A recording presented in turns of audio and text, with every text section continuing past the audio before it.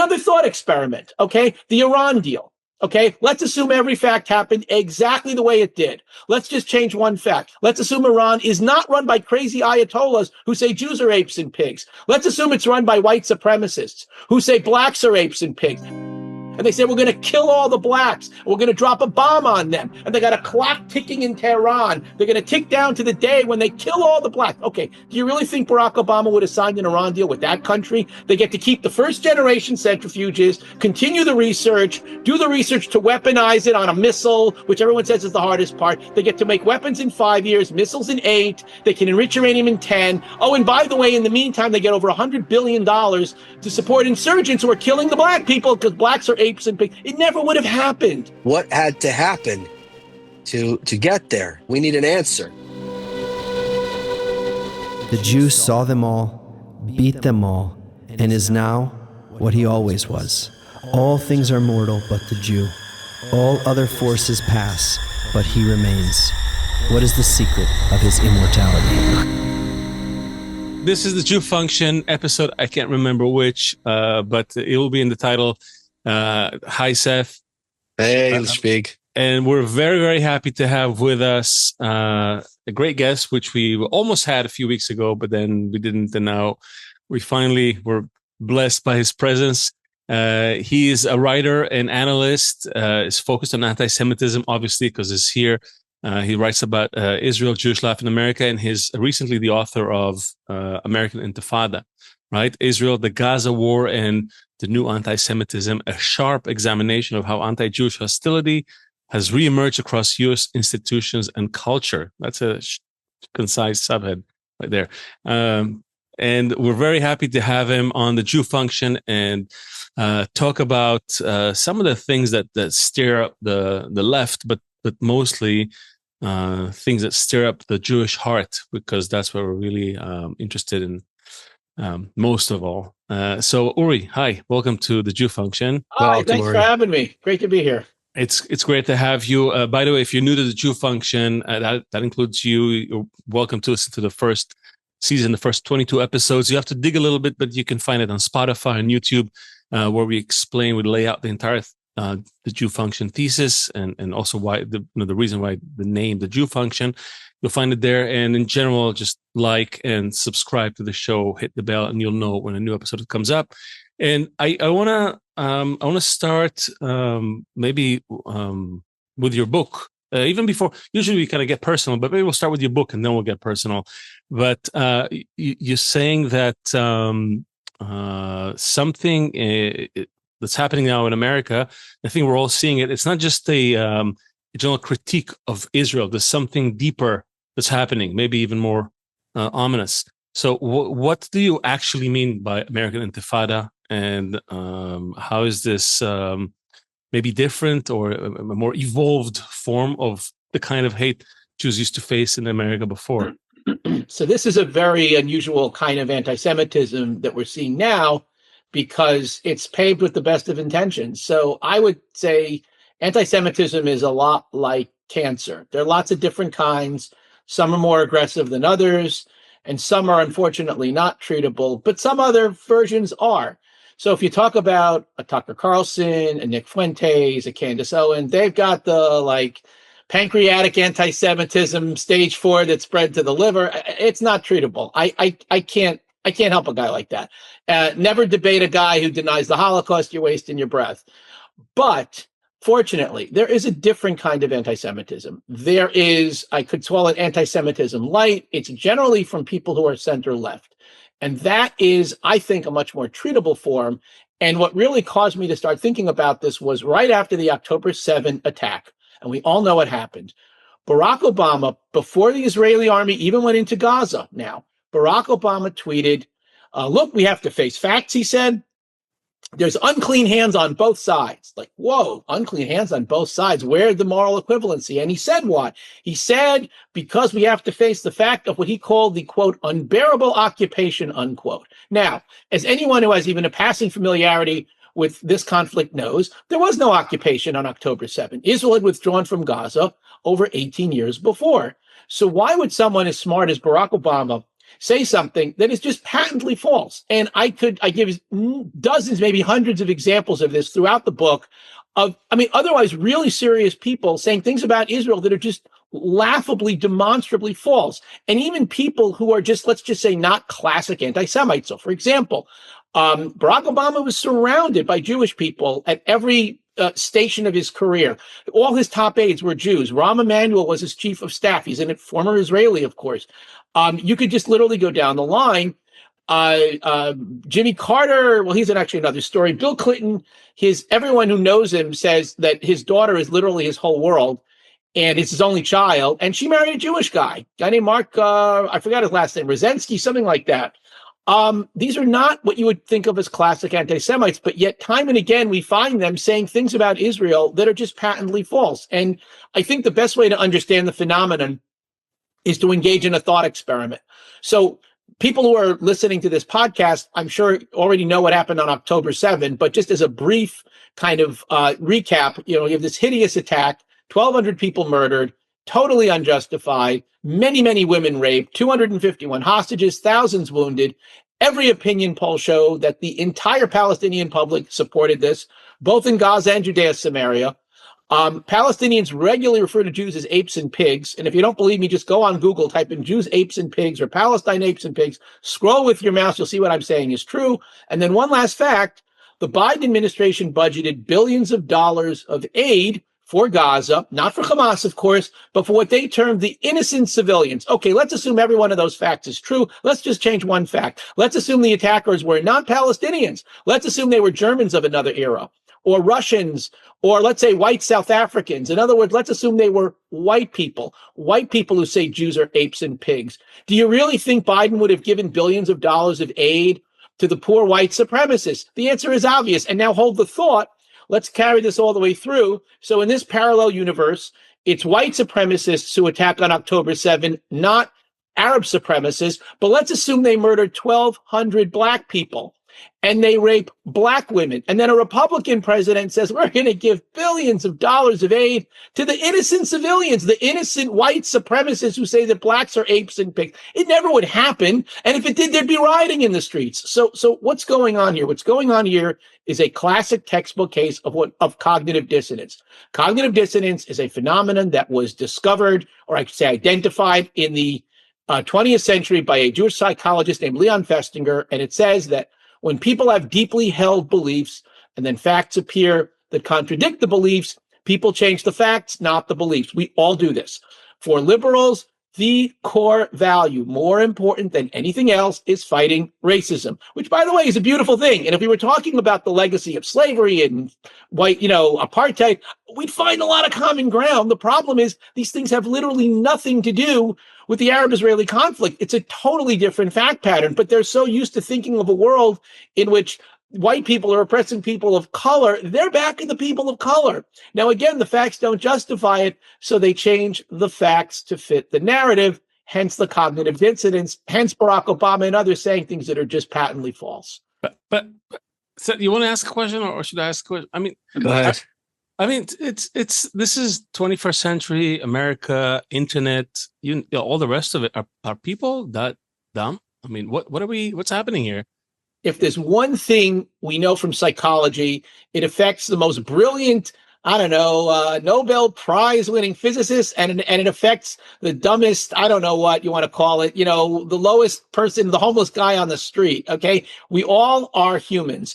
And as humans, we all have psychology. And we see this over and over again throughout history. In fact, the Rambam, Maimonides, wrote his classic work, The Guide to the Perplexed, Moreh Nevuchim, exactly attacking this phenomenon. And he wrote in his book that the creation epic of Bereshit cannot be taken literally, because he said, writing in the 1100s, the world is more than, at that time, 4,000 years old.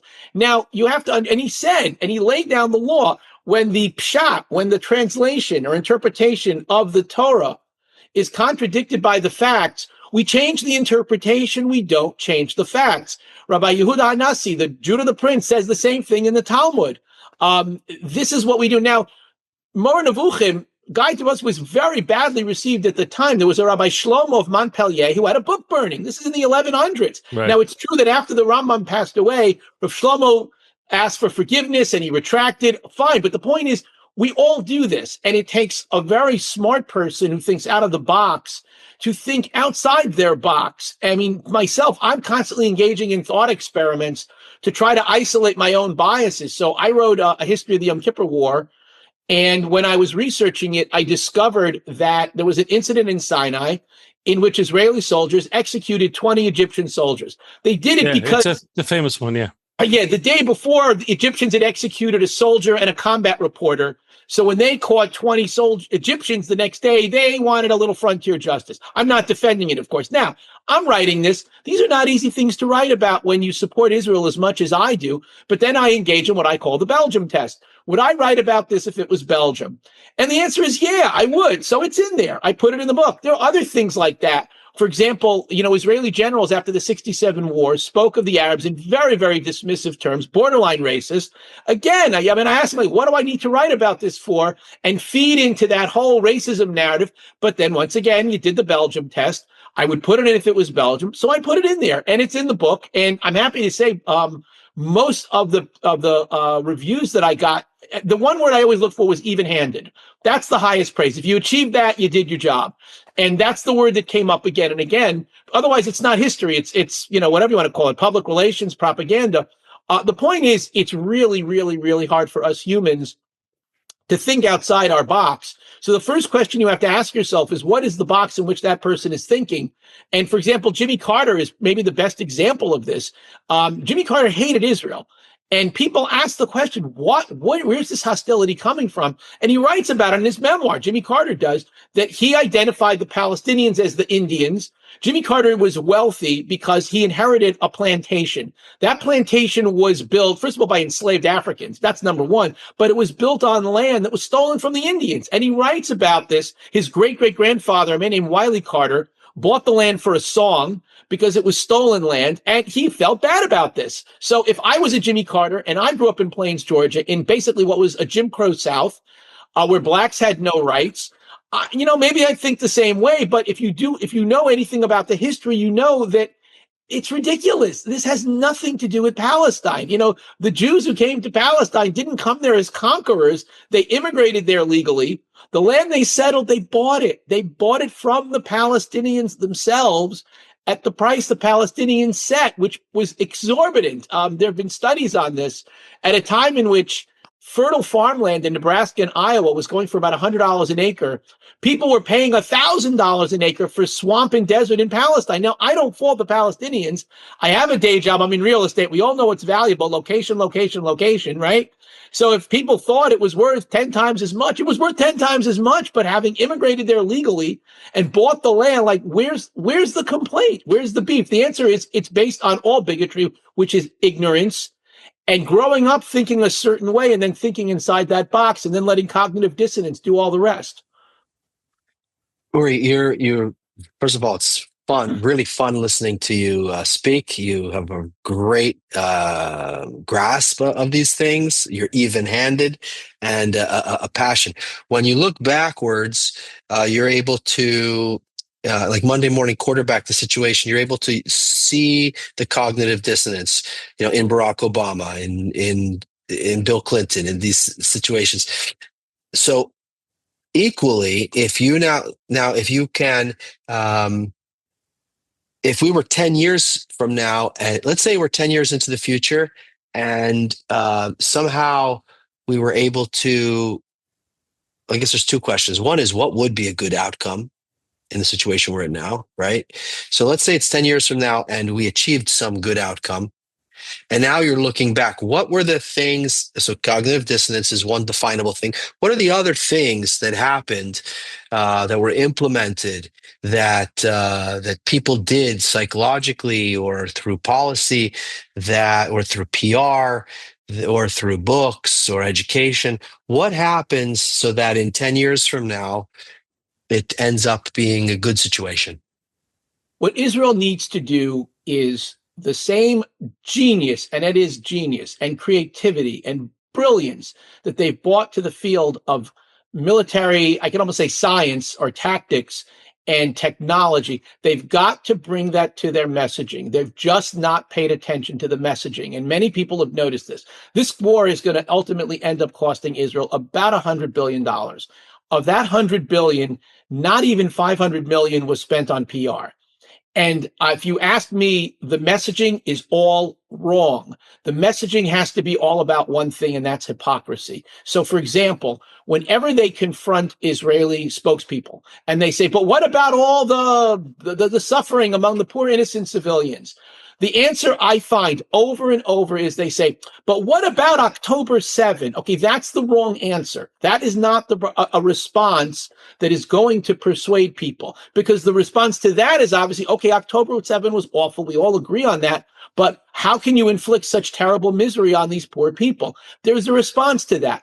The response, I'm just going to preface it by saying the following. The best people at gauging the pulse of a public, if you ask me, are not the pollsters, it's not the politicians, it's the late night talk show hosts. They are geniuses at this. They know exactly where to place the joke and who to make fun of. They measure the pulse better than anyone. And someone once asked, I'd say one of the best of them, Jay Leno, who every American has heard of, one of the best late night talk show hosts of all time. They asked him, how come Bill Clinton cheated on his wife and got away with it, and then some other politician, I don't remember who, cheated on his wife, and that was the end of him? And he said, it's simple. He said, the American people will tolerate a skirt chaser. The American people will never tolerate a hypocrite.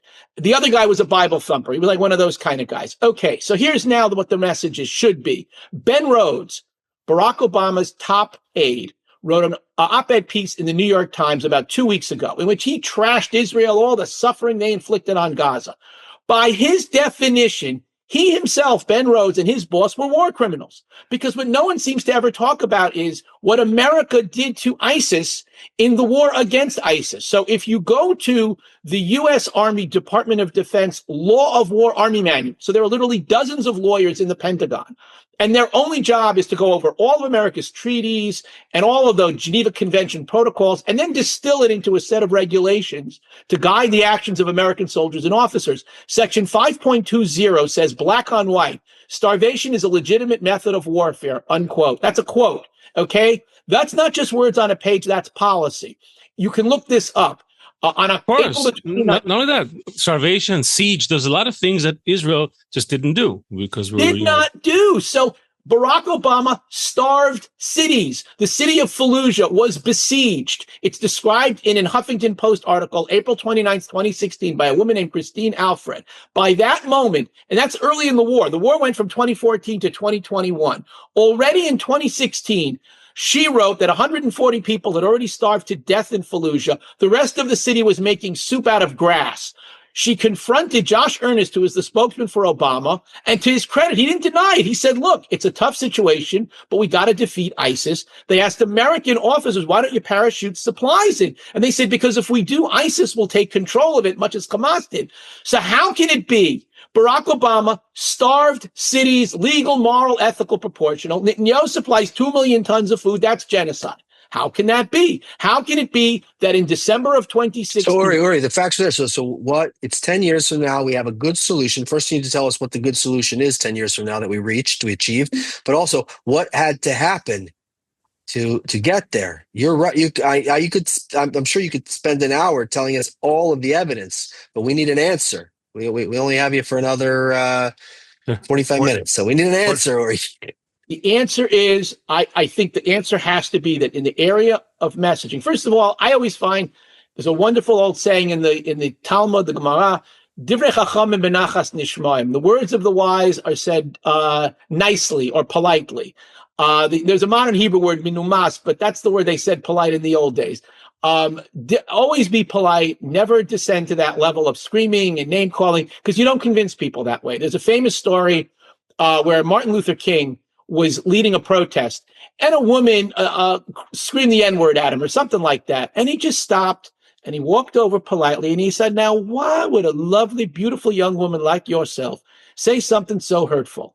And she melted. Like, what do you respond to that? Now, if he had screamed something back at her, she would have screamed something back at him and it wouldn't have accomplished anything. So there's that. The second thing is, always confront people with their biases.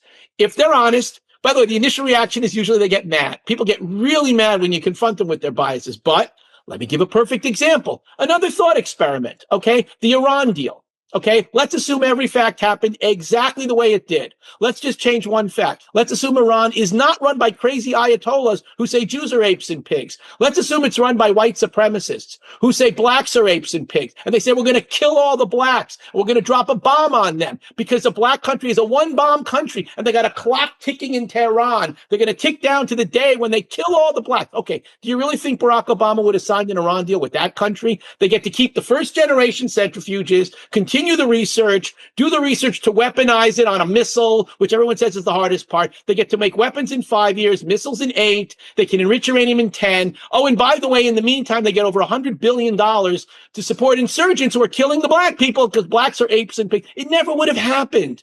So now, but the Iran. How do you put the bias? How do you put the bias in? How do you? What's the strategy here? We put the bias in their face and then show them their hypocrisy. Yeah. Just how could it be? If I mean, what's so astounding is I read Ben Rhodes's op-ed. Hold on. Let's say we could do that. First of all, how do you do it? You know, in one-on-one or like in mass somehow? Any medium of communication possible. Because what you're what you're capable of doing, you're a unique guy. I mean, you have dates. People can't do what you do. You know, you have a command of ideas, and you have a command of history, and we have a very, very big, several thousand-year-old problem on our hands. So if there was a couple million of you, we would have a different strategy. But there's one of you and a lot of regular. We'll parachute you into the. I would. But there's a lot of regular people I can't like break us, through. and, you know. Okay, so no, go ahead. We need talk. Listen, we need to. What are we doing? What are we doing? I think, unfortunately, we are making a lot of mistakes. I feel like the messaging is just wrong. I also feel that the wrong people are on television. It drives me nuts that there are a lot of people, I'm not going to name names, who are very pro-Israel and are very pro-Zionist and believe in what Israel is doing. And I would even say to a large degree, even agree with the IDF, although not everybody, but they have this one problem. They hate Netanyahu. And it's at the point where it's pathological. There's this like Bibi's derangement syndrome. Yeah. So you can hear it in the answer. They're responding, but they're not really responding because they hate Netanyahu so much that they've got to pull back or they've got to find a way to demonize him. It's all just nonsense. It's all just complete nonsense. The wrong people are pushing this. The wrong people are on television. I don't know how to fix that problem, by the way. I don't know how look, perfect example. I mean, if you watch Christiane Amanpour, it's hilarious. Every night she's got some new guy, the professor in Vermont, the British member of the House of Lords, the so-called human rights activists who aren't, they're progressive values activists, and they're all peddling the same rubbish about genocide. If you watched it last night, she had the grandson of Utant. He was the Secretary General in 1967, just lying through his hat, just making stuff up left and right. And she's always sitting there, nodding her head, her eyes open like umbrellas. And there's no one to respond. I don't know how to fix that problem. I wish. So hold on. So let's take a few steps because there's a lot of things. I mean, first of all, the going down the route of messaging and bias and all that. I'm not even sure that's the right way to go. But as we often like to say here, we need to at least create a safe space for us to operate in, and if that means figuring out what to do with the media, what to do with the left, what to do with the right. Just so we are able to operate from within that safe space, then we're willing to discuss it. So I guess the question on that would be, what happened that, just let's talk about just the progressive left, because Jews, as you said initially, Jews always shared a lot of ideals and values with the left, with the liberals, the humanistic, right? That was like it's a Jewish tradition. In fact, it's almost a competition. Like we could be, even more, humanistic than you. We will, bomb our own people just so you say that we're so nice to everyone else, right? So, what happened with in that area that started to backfire? This, all the integration with the left, the alliances, and the moral alignment, all that. Suddenly, it's like falling apart. What happened there? Just let's maybe just understand that. Start small. You put your finger right on it. I'll tell you exactly what happened. What happened was, it's two words that tell you the whole thing. It's called tikkun olam. Okay, there's this new concept. Okay, about, let's call it 40 years ago, and I'm actually old enough to remember when this concept started gaining ground. They came up with this new construct called tikkun olam. Okay, what is tikkun olam? They said that Judaism is basically a bunch of liberal talking points. Now, there is a concept, by the way, of tikkun olam in the Talmud, in the Gemara. It means something completely different. So they just made it up. But be that as it may, when they first came out with this, I remember thinking to myself, all right, it's a nice thing. I mean, I'm kind of center right myself, but at least they're taking their liberalism and they're couching it in a Jewish framework. I thought maybe it was a positive. Couldn't have been more wrong. This tikkun olam is terrible because what they've done is, remember, it's a bunch of liberal talking points. What is the most important liberal value today, to the exclusion of everything else? It's fighting racism. So what they've done is they've created a construct of Judaism that demonizes the Jews because the Jews are the white group of privilege. And that's why let me play a game with you because you're into these kind of what'd you call it before? Mind experiments or something? Yeah, it's something like that. Can you see Gedanken, that was the Einstein word. Right? Can you see some kind of similarity with what happened with the Hellenized Jews during the Hanukkah time? It's not the same, it's not the same details, but I see one really chilling parallel, and it's a parallel that carried through to after the war. Okay, in the time of the Hellenists, who were the people who became the Hellenists? Answer: it was the societal elites. It was disproportionately, from what we know of the evidence. By the way, that's my next book. I'm writing a history of the Hanukkah revolt.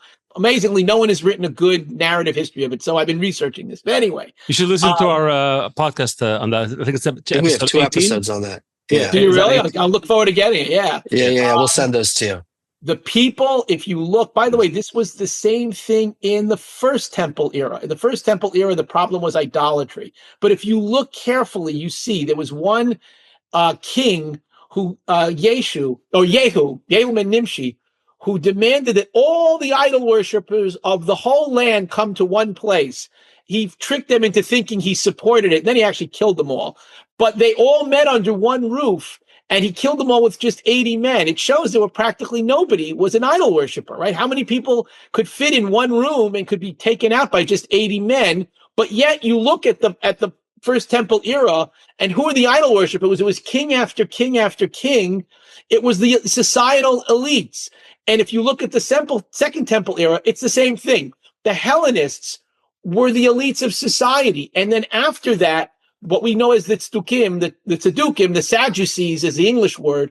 Also, they came from the societal elites. And the moral of the story seems to be a society cannot exist when its elites, when its most successful people, when its most admired people don't share the values of the Hamon Am, of the majority of the people. And it's that's what we see now.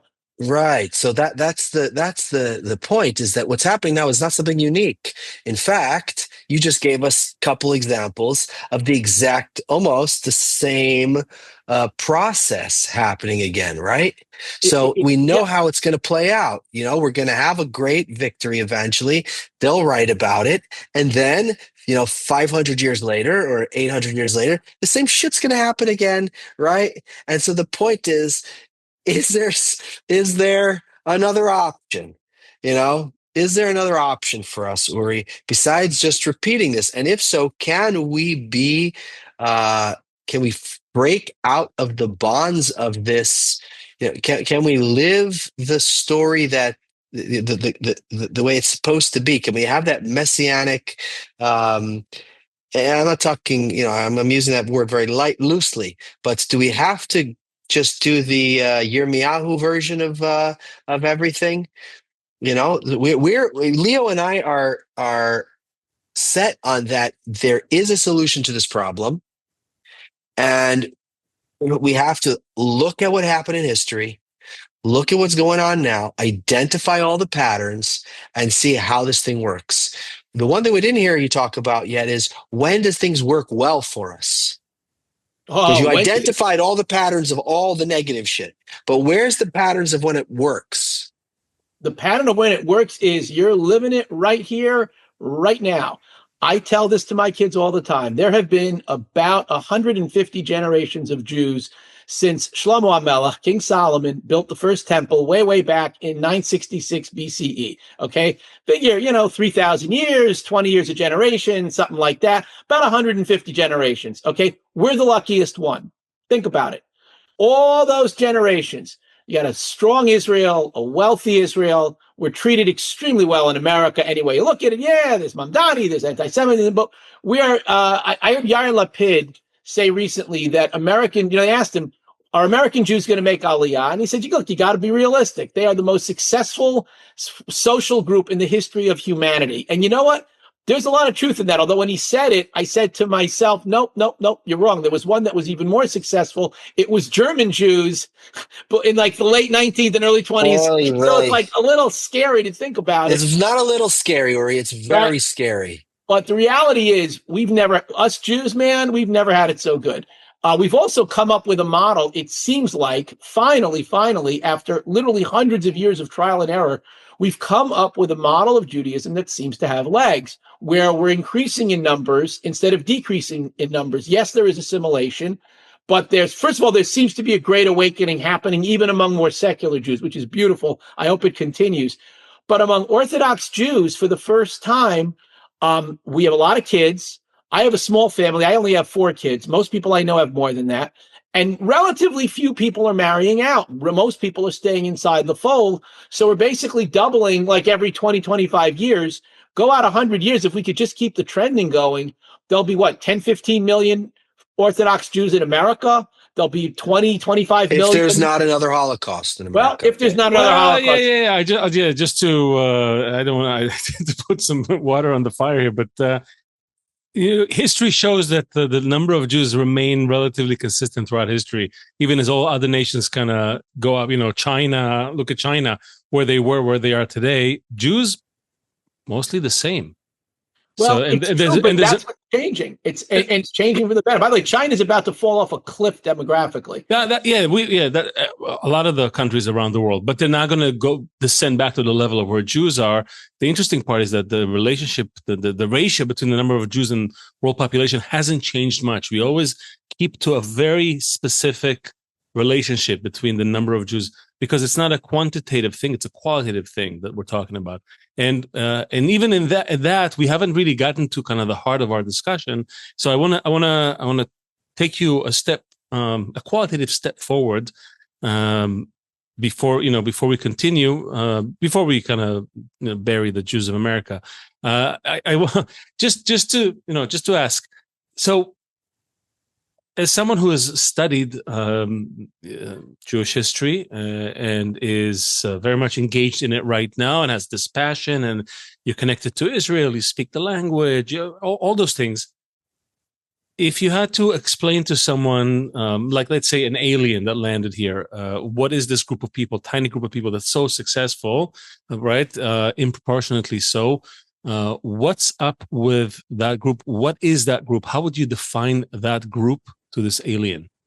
How would I define the group? I mean, that's, this tiny little infinitesimal rump nation that somehow has always risen above everything and is, I think anyone would have to agree objectively, is by far the most accomplished social or racial group in the history of humanity. Also, it's the only religion where you can identify them readily through DNA. If you could do a DNA test on you or me, and it's going to say Ashkenazi Jew, Sephardic Jew from whatever part of the world, you can't do a DNA test and see Episcopalian or Lutheran. There's just no such thing. I mean, it shows that we've managed to keep, because they're all basically cousins. Even genetically, it's kind of hard. There's a bit of a hodgepodge. So even though there are some similarities between certain groups, there's also, me and my wife, we share nothing. She's she's like North African, I'm Romanian. There's no connection there genetically. So what is it then? It's not genetics. We're not an ethnographic group. What is it? Are you asking what the source? What's the secret sauce? What's the secret? Yeah, of the yeah. success? Just what is a Jew? Or if you want an easier, we can sort of give you a little help in the test and say, what is Jewishness? What is that about? Oh, what is it that? Or how about what are we? Do we have a role in the world, a unique role in the world? Now you're jumping the gun, Seth. But okay, sure, whatever. We'll help. I'm nervous. I have anxiety because we only have this guy for a short amount of time. Right. The wife's got to get to the airport, so we don't. I get my wife to the airport. Exactly. You might have nothing in common with your wife, but I have one thing in common with my wife. No. Listen. First of all, this is good. Having the knife, the sword over your neck. This is a very good condition for a Jew to have. 100%. Right? I have to do a higher authority. If you were to ask me, first of all, what is the secret sauce? I would say, first of all, it is not genetic, because if you just look in the Bible, you see that the ancient Jews were technologically inferior. They were even behind the lowly Philistines. The Philistines managed to domesticate iron long before our ancestors did. If you look at the ancient Greek sources, the Greeks were dismissive of the Jews. They say, look, they haven't discovered anything. So what changed? What changed is, first of all, the big first secret weapon is Shabbat. That's clearly. You got one day where you just got to stop. And when you stop, you can only do three things.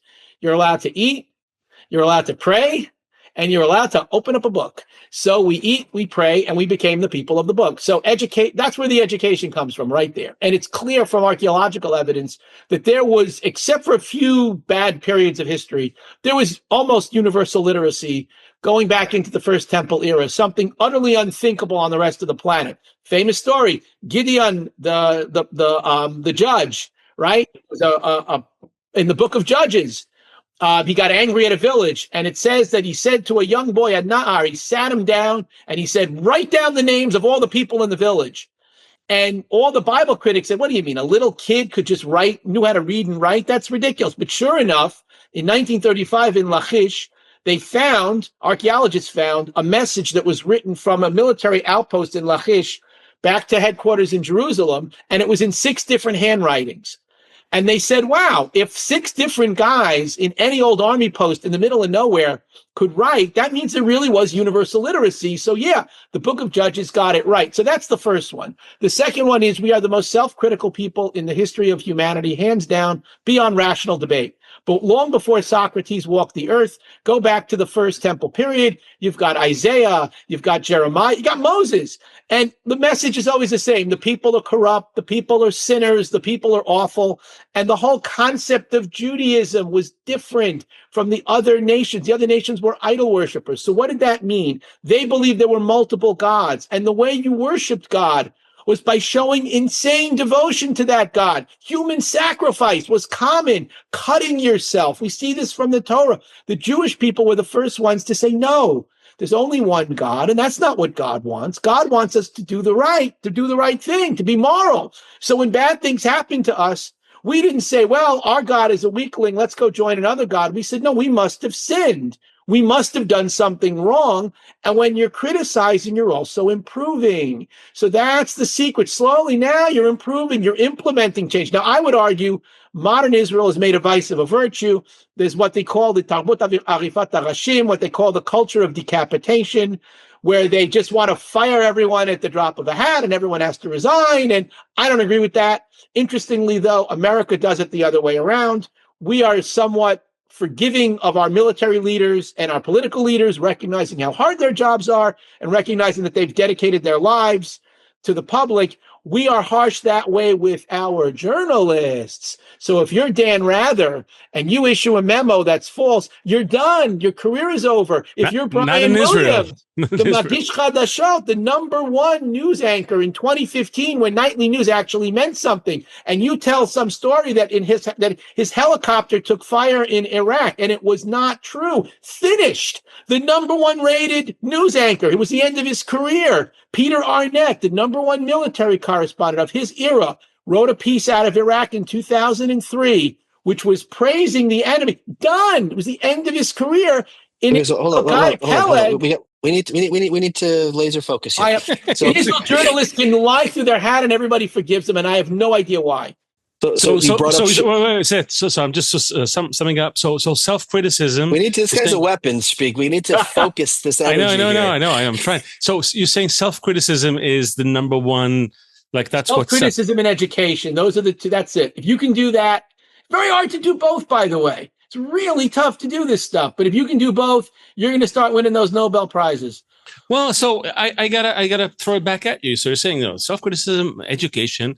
That would mean that people who are educated, i.e., the Jews in America, would see that something is not working with their relationships with the 15 minutes ago, you said it was always the very educated elites who were the ones causing the problems. Yeah, so maybe there's too much education. Maybe you can go south with too much education and self-criticism. Maybe you have to. You're missing some other component in there. This has got to be surely something was balancing that out. Well, I'll tell you what it is. It's cognitive dissonance. It's because when does cognitive dissonance kick in? So Leon Festinger did all sorts of experiments. And what he found was cognitive dissonance kicks in when two things happen. Number one, when people get very heavily and publicly invested in a position. And number two, when it turns out to be wrong, there are other like-minded people from whom you can draw emotional support. Now, others have found that the one area of human endeavor where cognitive dissonance is most prevalent is governmental policy. And you can understand why. Everything is out there. It's all super public. The egos are really, really big.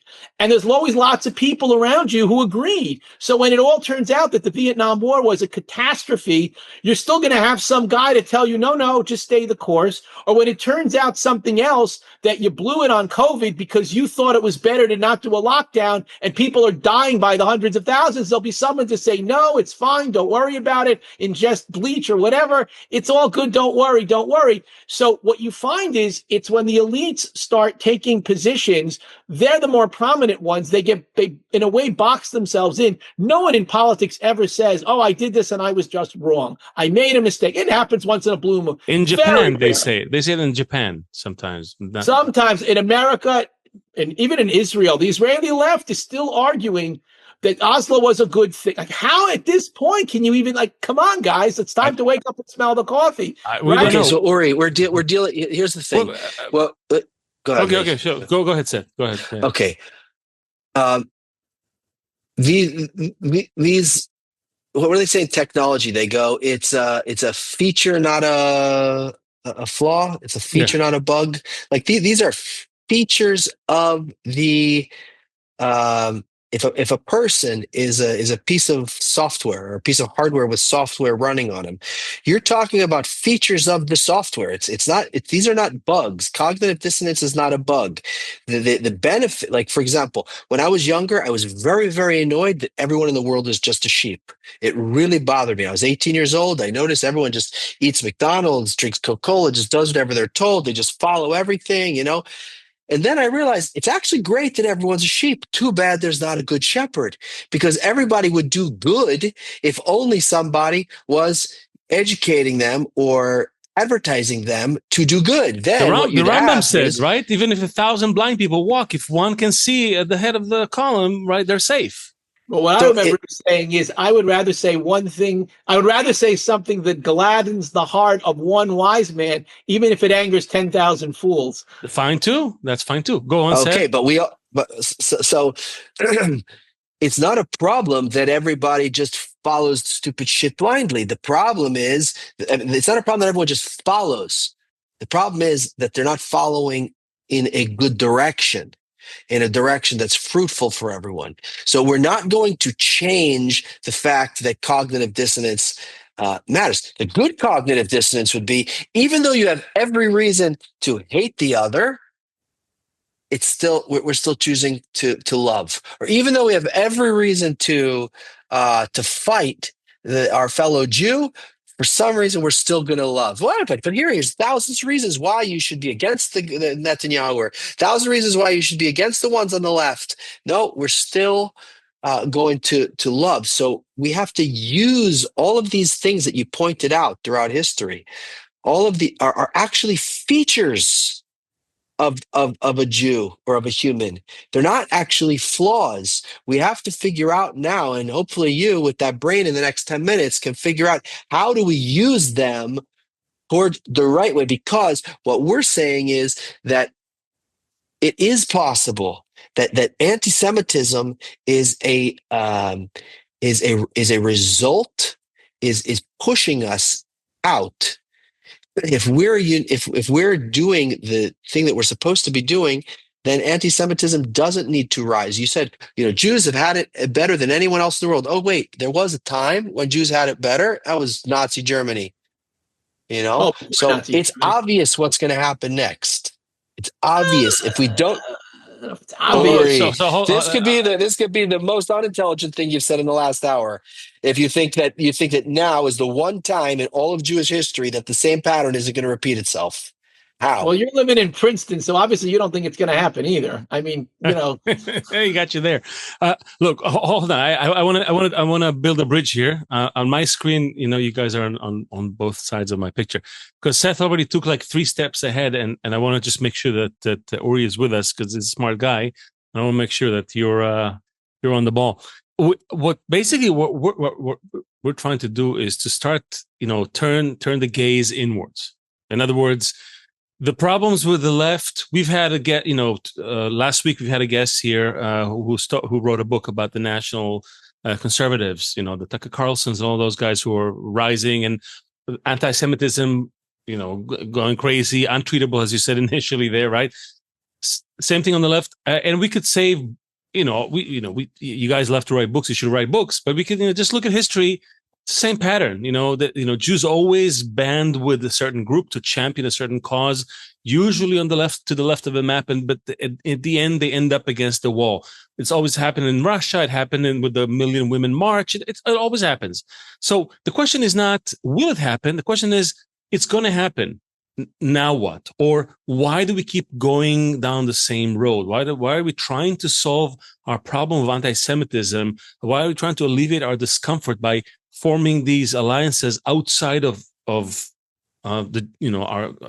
people, instead of looking inwards for a second and saying what's been happening before? Every time there was a big conflict or a big pogrom or a big war, what was the climate like on October 6th? What was the climate like before Hitler rose to power? What was the climate like before the temple came down, right? It was always one thing. And the answer, Uri. You tell me. What do you think? Oh, it's always unfounded hatred. Oh, I see what you're saying on that respect. Okay, I thought you were talking about the solution, not the. No. I was making the preamble to what Seth was saying. So we can look at the symptoms. We can look at how it plays out on the left, on the right. That's okay. Just to give us a sense of how fast are we to prove the thesis. To prove how far are we on the doomsday clock, right? It's like, I don't think we're on a doomsday clock at all. So this is good. So I want to hear why you don't think we're on a doomsday clock and why America is still great, maybe. But in addition to that, I want you to also talk about that. Do you feel, as I just mentioned, that there is an issue that is at the heart of this negative attitude toward Jews, which lies with Jews? I want you to comment on that. Okay, so there's a lot there. So first of all, I want to just reject the premise that history has to repeat itself. If the Zionists prove one thing, it is that history does not have to repeat itself. When they looked at the task of building a state out of nothing in the 1890s, look at all the things they had to do that were totally unprecedented. Get a people to revive a language that was forgotten, turn it into a spoken language again. Never done before, probably never happen again. Imagine a bunch of people who say, you know what, let's get together and speak Celtic and start and go. Or even Latin, it would never happen. Or let's all just go to this place in the middle of the desert and we'll buy land. It can happen. So we can break the cycles of the past. That's first of all. Correct. I do also, what gives me the most optimism is the fact that I am now 61 years old. And my whole life, because I do read the New York Times, all I have seen is a war of words against Israel. One piece of garbage after the other, and writing nonsense about Israel is rewarded. I have a whole chapter of the book talking about this, lies on the prize. Tom Friedman got famous lying about Israel, and it's very profitable. And I'm sure that, Charlie Munger always said, you show me the incentive, I'll show you the outcome.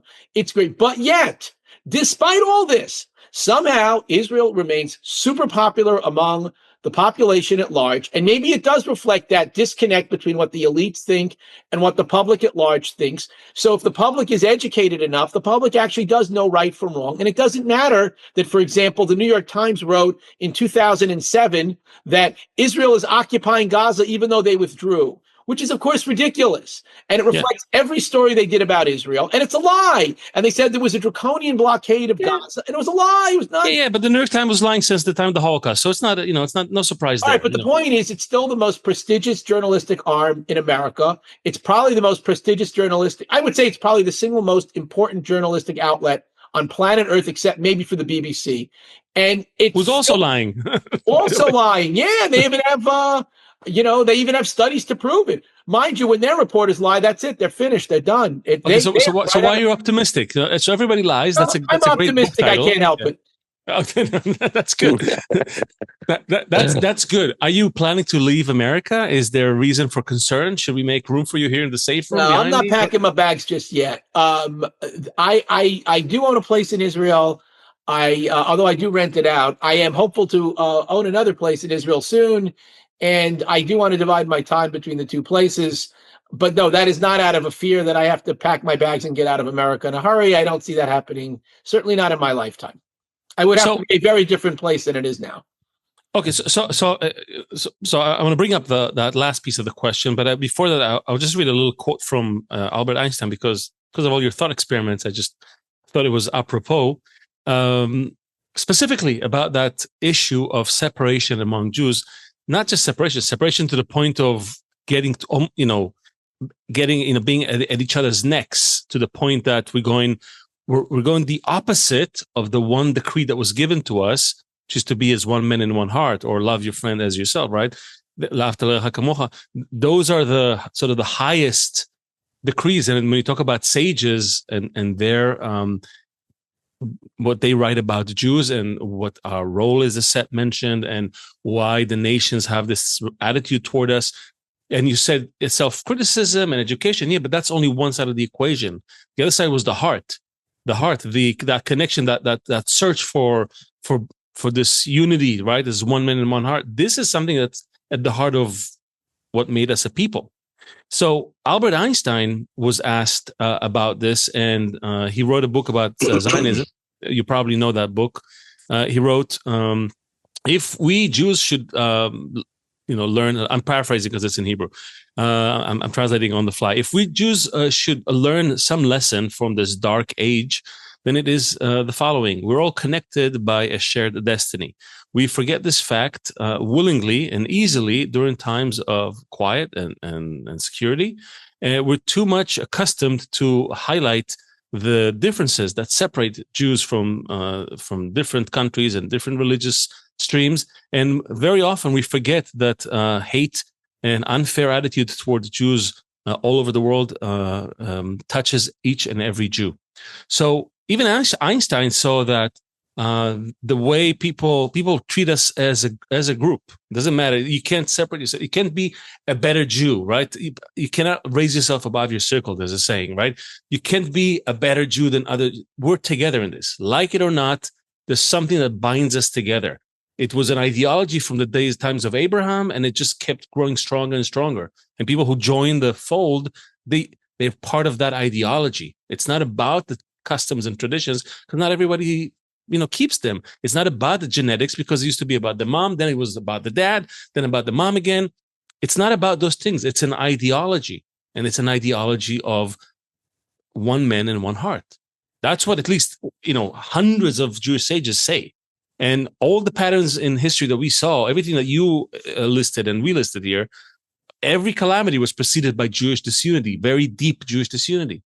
So putting everything aside, how do you feel about that? Do you feel that we Jews live up to this ideal of love and care between us, unfounded love without judgment? Are we able to live up to this? So it depends which Jew and it depends which era. So you said, disaster is always preceded by disunity, but sometimes successes as well. Go back to 1948, the Altalena affair.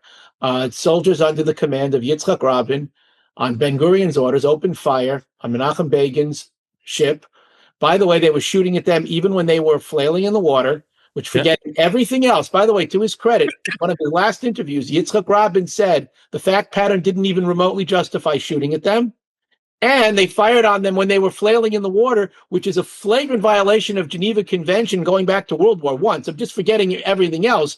But yet when it happened, Menachem Begin said, we're not shooting back. We don't care. These are our brothers. We're going to stand with them no matter what. And that's the greatness of Menachem Begin. I'll even do you one better. When Menachem Begin entered the National Unity Government of 1967, he didn't ask any questions. He was marginalized throughout the war. He didn't complain. He understood what his role was. His role was to show unity, and that was it. And I don't have to remind you who the chief of staff was. It was Rabin, the same Rabin who killed 16 of his guys. Rabin had had a mental collapse, and according to Chaim Bar-Lev, he did not recover from that until after the war. And I researched the 67 war for my Yom Kippur War book, and you see Moshe Dayan's name coming up over and over. You see a lot of other names. The one name you never see is Rabin's, because he was basically on the sideline, yet he emerged this great hero. Menachem Begin could have leaked that to the press. I'm sure he knew about it. Wouldn't a normal person have wanted to just get even with this guy who killed 16 of his men? But he didn't. He kept his mouth shut because it was not in the interest of the people. What was needed was unity. And so that you're proving my point. Begin was such a great man, and why when he passed away, I don't know, like 1 million people went to his funeral, because he really was this truly great man who could rise above it. It was all about the public. Right. I look at these opposition leaders today, the Yair Lapids, the Benny Gantzes, they don't live up to that. They left the government. Try to imagine Menachem Begin in the middle of the Yom Kippur War putting forth a motion of no confidence in the Knesset, or saying half the things that Yair Lapid said, that Golda has to resign. Look at the polling. Look at the polls. Or try to imagine Menachem Begin leaving the government in the middle of the 67 war like Benny Gantz did, because they're not listening to me. He's not taking my advice. I've been rendered irrelevant. I'm leaving the government. He wouldn't have done it. It never would have happened. But the difference is, this is why. I said this to my wife when Benny Gantz left the government. I said, he's finished. That's it. He just killed himself politically. The public will never forgive him. He's dropped like a brick in the polls ever since. And now he's at what's called the Achuz HaChasima, the minimum threshold. I don't think he's getting into, he may or may not get into the Knesset. Okay. Leave the politics. Get back to the point. You're actually proving the point. When we stick to that collective unity, even on top of such, and then you picked a really horrific act of transgression. I'm saying even you and your wife. I'm sure that there are squabbles there. There's conflict. There's friction, right? But there's always me and my wife. No, not wife. Some people's wives, right? Some people's wives. Understood. Right? There's it's that, but those who are able, and by the way, this is more common in religious societies. I'm not saying they're immune to that, but those who are able to always rise above that, to understand I'm an egoist, you're an egoist, we both have, right? But we're able to cover that with love, we reach a deeper connection. That's a truth of nature that you see when you're married long enough. Most people, they never stick around long enough to figure out this truth. They leave when the first time the kitchen blows up. But if you stick around, you see that this is true. When you raise children, you see the same thing, right? Your kid could be a terrible kid, but if you love them, that love can do a lot of good over time. You won't see it right away, but you will build something better on top of those frictions, right? So what we're posing to you is a very deep question. What is it that we need to do now as Jews in order to work on that point, which I think, just by kind of circling around it, is at the heart of what we're seeing today. You can argue that, you can't change the bias, and people are they're plagued by cognitive dissonance, and the left is rising with anti-Semitism, the right is rising with anti-Semitism. What can you do? You can't change the world, but can we maybe change a few million Jews? Can we? Well, I don't think we have to. It's not that, it's funny you say that. Can we change a few million Jews? They say that when the Labor Party lost the election in 1977, one of the top Labor politicians named Yitzhak Ben Aharon came out and said, the nation has spoken, we need a new nation. And he was only half joking. We need Only we don't half need- joking. Right. We don't need a new nation. We do need better leaders. And it's right there in Pirkei Avot. I don't know if I should be pronouncing things in the Hebrew, in the Israeli accent or the American accent, or Pirkei Avos. It says in Pirkei Avos the difference between a machlokas l'shem shamayim, a well-intentioned disagreement, is Beis Shammai, Beis Hillel. In the Talmud, they argued over everything under the sun, but Everything. it says also they married one another, they were friends. But what's a bad example? The story in the Torah of Korach, which ended badly. Why? What's the difference? It's because Korach, when he disagreed with Moshe, he didn't say, I don't like this policy. You should have done it that way. It's like, why are you guys getting all the jobs? Why don't we get the top jobs? It was all personal. It was all personal advancement. That's the difference. We need leaders who say, well, like the example of Menachem Begin. It's not about me. He was willing to commit political suicide. He was willing to commit physical suicide. Why? Why? Because he was a great man who rose. By the way, Prime Minister, he made a lot of mistakes, but he was a truly great man. It was always that quality? About the public. Okay. Always. He'd commit political suicide time again if he thought it was in the public interest. He didn't care. This is what I'm going to do. This is what's right. Let's do a thought experiment. What if we can nurture that quality in the nation of Israel? That we are not in it just for my self-benefit, but we're in it for the klal. I don't know. What would happen? What would that look like? What would it look like if we were able to do that? A group of, first of all, it would look like Yair Lapid saying what Menachem Begin said in 1967. I'm joining the government. I'll take any role you want. 10,000 feet. Forget about the people. Just at 10,000 feet. What would the nation look like? What would the world look like if the Jews were able to be invested with that quality? I mean, I think you'd see a much better Israel. I think you'd see an Israel that's much less contentious. I think you'd see an Israel that was much more successful. I once saw a satire years ago. It was hilarious, where God Almighty declares, I'm going to create a people who are geniuses in every sphere of human endeavor, literature, science, you name it, except one, political science. And let's see what happens. And it's like, it just like pretty much hit the nail on the head. I think Israel would be a lot better off, unquestionably. I also about the world's attitude towards us. So that's a whole different conversation. I don't think the world cares whether, there's judicial reform in Israel or not. There's that argument, well, we need a strong Supreme Court to prevent the Hague. And it turns out it's complete nonsense because they still indicted everyone for genocide, even though... You're right. You're right that they don't care in the traditional sense. But don't you think that if Jews are always secretly held to a higher standard, as well, not so secretly. Unquestionably. Right?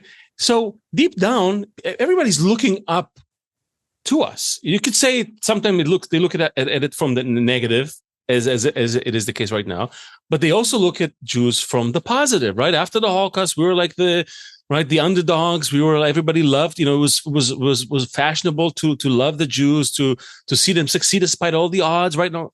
So people have this innate, and this is something that we see also throughout history. They have this, they look up to the Jews, and it was, Greek philosophy was Greeks coming to Israel during a certain peaceful period. By the way, we talked about it, and they learned the wisdom, the Jewish wisdom. They call it philosophy because they didn't have a name for Kabbalah at the time or whatever it was called, but it was their version of what they got from the Jews. People want to do that. We have, in fact, an entire episode on the Jew Function, episode number 2, dedicated to anti-Semites writing literally love letters to Jews, like, please, give us Jews who are leading the blind, who are this and this and that. Like, they're really people who are, wrote terrible stuff about Jews, and yet they dedicate chapters, including Henry Ford, including even Hitler, alluding to some of that innate greatness that is unacceptable in their eyes. The point is, if people feel that, then maybe, if we manage to show that, with everything, we can even do it between us. We can demonstrate that highest quality of care, of love, of respect, of, above the friction, because that's what's killing the world today. It's that social friction. There's nothing else. The world has everything. We live better than, you said it yourself, better than any other period in history, right? It's now. But what's killing us? Social friction. I can't stand you, and therefore I'm gonna I don't know how to rise above that. I need an example. There's enough food, there's enough money, there's enough medicine, there's enough land, there's enough water, there's everything today. It's just this. What's missing? Oh, no, because I think your reading of history is all wrong. That's not what makes people crazy is not a lack of food or a lack of this or that. What makes people crazy is inequality. And they've always no. You're right. What takes the donkey down is not the weight; it's the distribution of the weight. It's no. You're right. No. We didn't say that. But, we said people are egoists. That's what we're saying. And the ego is always going to look for something. And the question is, even about the distribution. Still, what prevents us from distribute things loving? Like in your family, I'm sure every kid gets all the food they need, right? There's no question. Absolutely. Right? And if you expand it a little bit, like an expanded my wife's family. Cooking, but no, I'm kidding. Yeah, that's okay. That's quality. But quantity, everybody gets it, right? If you expand it with your son's wives or your daughter's husbands and their kids, everybody's still going to get. It's for some reason when we leave that, that unit, it starts to get a little murky. With Jews, we had tribes, and the tribes also lived. We were able to do it for a little bit. And yet all the Jewish text talks about that quality. You maintain that quality, everything else will flow. That's that you said for the machloket l'shem shamayim, right? The argument for the sake of what's shamayim? What's up there? There's nothing. It's not a bearded guy upstairs. It's a force of love and bestowal. That's what all the sages are writing about. They always wrote about that. So how can we be more like that quality? That's what we're asking. It's a simple question. It's a good question. It is the ultimate question. It's more than anything, it's about arguing with the right intention. Why are you arguing? Are you arguing because you want everyone to think you're smarter than everyone else? Or are you arguing because you want to get at the truth?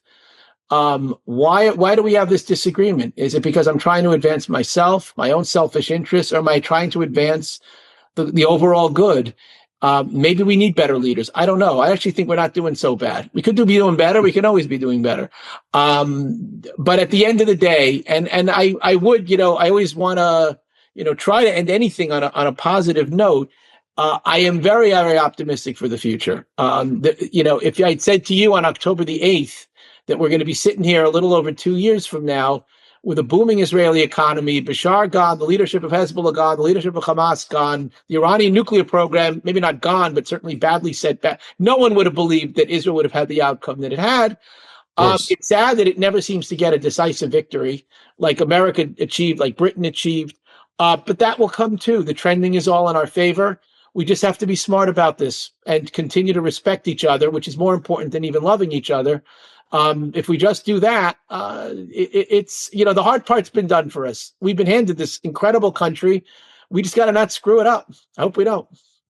Do you think, last question, I know you got to run. Do you think there's a way to instill that in people? I mean, because a lot of times I hear a lot of people, good people, well-intentioned people say, yeah, if we just respect each other, it's a little bit, and yet I notice about myself that if this is not something that I place first on my to-do list, the beginning of every day, then I it's not happening. I'm going back to being a little beast that's about me. How do you, is there? I don't know that there's some magic solution. I do think we can rise above it. We've risen above it before. We did it in 48 and, we shall rise again. We will do it again. Amen. Uri, I know you got to run. I put a quote in the chat, a very short one I picked for you. We picked a quote from the sources for every guest here. If you can do us the honor and read it for us. It's from Rav Kook. He's a great guy. Since we were ruined by unfounded hatred and the world, and it just went away. I can't see it. Since we were ruined by the unfounded hatred and the world was ruined with us, we will be rebuilt by unfounded love and the world will be rebuilt with us. Beautiful thought. He was one of the greats. He was. Uri Kaufman. Thank you so much. Thank you so much for being with us. I encourage everyone to listen to the show at half speed so you can actually get something. This was great. Uri's book. Yes, I at half speed. Yeah, we'll put the link in the chat. It's on Amazon probably and everywhere else, right? I imagine. American Intifada. Get it. I'm sure it's, if it's such a great storyteller, I'm sure there's a lot of great bits there. Good luck with your next book. Please stay in touch with us. We'd love to have you again, if time permits. And we'll see everyone. This is the Jew Function. Like, Bye, subscribe, comment, spread this talk to more people. Thank you, Uri. Thanks, guys. It was great. Thank you. Bye-bye. Bye. Bye-bye.